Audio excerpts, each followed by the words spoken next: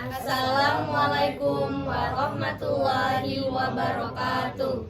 Di sini kami ingin mempresentasikan hasil diskusi kami yang berjudul tentang Ratna Sarumpait, Korban Cintaku. Sebelumnya kami ingin memperkenalkan diri terlebih dahulu. Perkenalkan, nama saya Nehal. Nama saya Muhammad Nazril. Nama saya Rafli. Nama saya Nabila Maria. Nama saya Luciana Amanda. Dan saya Elsa Pawas. Ya, Langsung saja. langsung saja. Orientasi Mei yang turun untuk menangani korban-korban yang terluka akibat kerusuhan di Jalan Ayapati. Mei berusaha menolong seorang ibu yang terlempar dari jalanan dan membentur kakinya. Ia menyaksikan langsung kerusuhan yang terjadi di Jalan Ayapati. Kemudian, cerita diawali dengan gagasan Ali untuk membentuk sebuah gerakan pemuda. Gerakan pemuda tersebut adalah Pemuda Maluku Bakubai atau PMBB. Pada bagian pengumpatan peristiwa, Mei dikagetkan dengan berita terbakarnya gudang Cengki di Ulanga. Gudang Cengki itu terletak di daerah pesisir Ulanga, dikelilingi 3 desa, yaitu 2 desa berpendudukan Kristen dan 1 desa berpendudukan Islam. Berita ini membuat Mei gusar dan frustasi. Setelah mendengar peristiwa tersebut, Mei mendadak pucat dan mulai berputar memukuli mukanya. Pada bagian konflik, setelah peristiwa terbakarnya gudang Cengkeh, masyarakat dikagetkan dengan bom yang meledak di Masjid Al-Hidayatullah saat Tuan Guru Besar Abu Bakar Angsep melakukan salat duha bersama murid-muridnya. Tuan Guru dikabarkan luka parah. 25 muridnya meninggal dan 15 luka-luka. Sepertiga dari Masjid Al-Hidayatullah runtuh dan korban dilarikan ke rumah sakit Islam. Setelah kejadian tersebut, Melki masuk rumah sakit dan koma. Dalam perjalanan menuju bandara, Ali menemui Mei yang akan pergi ke Jakarta. Ali dikepung dan ditendang bertubi-tubi oleh sekelompok orang pada perutnya, punggung, kaki, dan pukulan kayu mengenai kepala, hidung, dan pelipis hingga Ali terkapar di aspal. Ia terlempar ke jurang. Setelah Ali sembuh dan keluar dari rumah sakit, Ridwan mengajaknya ke sebuah gedung Cengkeh yang sekarang dijadikan sebagai markas PMBB. Ali disambut oleh Aisyah dan spanduk bertuliskan "Selamat datang Ali Angsep, pemimpin PMBB". Tahap tengah dimulai ketika konser Maluku Bakubai yang diselenggarakan oleh I Geraha Bakti, Taman Ismail Marzuki, Jakarta. Konser ini diadakan untuk penggalangan dana membantu Maluku. Di konser ini Ali, Aisyah, Peter, dan rombongan hadir sebagai perwakilan PMBB untuk menyampaikan kondisi Maluku. Selain itu, Mei juga sebagai pengisi acara, yaitu menyanyi bersama Andre.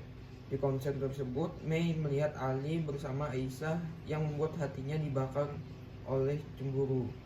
Kejadian tersebut membuat Mei harus segera menemui Ali dan menanyakan tentang hubungannya dengan Aisyah. Usai konser tersebut, Mei menuju Bandara Soekarno-Hatta, namun dia tak ada nyali untuk menampakkan diri di hadapan Ali. Hingga pada akhirnya Mei memutuskan untuk kembali ke Maluku. Kondisi di kota Ambon semakin mencekam. Setelah Mei tiba di Ambon, ia ingin melihat kerusuhan dengan jelas hanya dengan jarak 10 meter. Saat berusaha, Mei ingin kembali ke tempat awal. Ia melihat Lala dan Ucup, 2 anak kecil yang terjebak. Mei lari dan berusaha untuk menolong anak kecil tersebut, berusaha untuk menolong 2 anak kecil tersebut dari kejaran pemuda berseragam Laskar Injil. Pada akhirnya, Mei terpaksa berkumpul dengan para pengungsi Islam dan berusaha untuk menyamar demi menyelamatkan Lala dan Ucup. Mei tidak memiliki pilihan lain. Ia menaiki sebuah truk yang akan membawanya ke tempat pengungsian Islam, yaitu SMU Negeri 8. Mei menyadari risiko yang akan ia terima ketika penyamaran itu harus terbongkar. Namun pada akhirnya penyamaran Mei terbongkar dikarenakan Aminah menemukan kalung salib milik Mei. Pada saat itu, Aisyah mengunjungi SMU Negeri 8 untuk mengantarkan bantuan dari PMBB. Mei terkejut ketika ia melihat Aisyah masuk membawa rantang. Aisyah pun juga terkejut. Aisyah keluar dari ruangan tersebut dan lari. Setelah Aisyah keluar dari SMU Negeri 8 dan menemui Ahmad dan menceritakan bahwa ia bertemu Mei di SMU Negeri 8 dan ditinggalkan begitu saja. Ahmad memberikan saran kepada Aisyah untuk menyelamatkan Mei dari Rian. Rian hanya takut kepada ayahnya yaitu Hasan. Kemudian Aisyah berteguh keras untuk menemui Hasan ayahnya. Selanjutnya Aminah menghubungi ponsel Ali mengabari bahwa Mei telah diambil oleh Rian.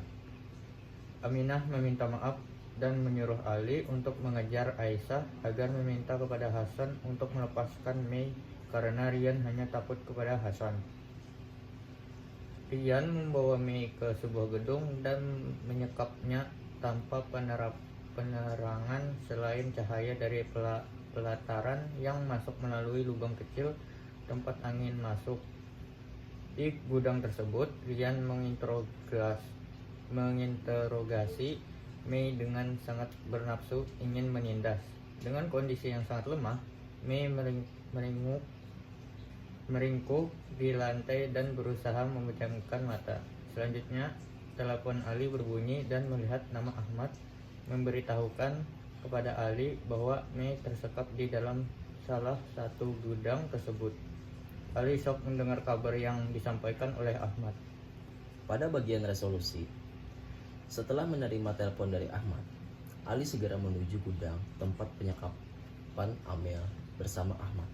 Ali mengangkat Mei dengan kedua tangannya dan membawanya keluar dari gudang menuju pusat kericuhan. Kemudian Peter lari ke arah Ali untuk melindungi Ali dan meminta pasukan Kristus tidak menembak mereka. Namun Peter melihat semakin banyak aparat yang datang dan berloncatan dari dalam truk memasuki lapangan. Di dalam kericuhan, Ali berbicara keras kepada mereka dan menjelaskan bahwa Mei bukanlah perempuan Islam maupun Kristen. Ia adalah perempuan Maluku, sama seperti istri dan anak perempuan mereka. Ali berbicara kepada mereka dengan lantang bahwa membunuh Mei adalah membunuh rahim perempuan Maluku. Kerusuhan berakhir saat tembakan senjata mengenai tubuh Peter. Dalam hal ini, Ahmad dan Peter meninggal dunia. Seluruh warga yang menyaksikan hanya diam, hening, tanpa suara. Penutup, tahap akhir terdapat pada kutipan 20 dan 21, yaitu terbakarnya markas PMBB. Markas PMBB dibakar oleh pihak yang tidak dikenal. Ali sangat terpukul dengan kejadian tersebut. Ia tidak dapat melakukan apa-apa selain menyaksikan terbakarnya markas yang selama ini dibangun dengan susah payah untuk menyerukan kedamaian di tengah kerusuhan. Di samping itu, Mei berusaha untuk menenangkan Ali. Dan yang terakhir, Koda. Pesan dari cerita ini adalah tentang pentingnya persatuan, kemanusiaan, dan upaya kemerdekaan konflik di tengah perbedaan agama dan latar belakang. Kisah ini menunjukkan bahwa kekerasan hanya membawa kehancuran dan penderitaan, sementara perdamaian dan kerjasama antar umat beragama adalah jalan menuju kebersamaan yang lebih baik.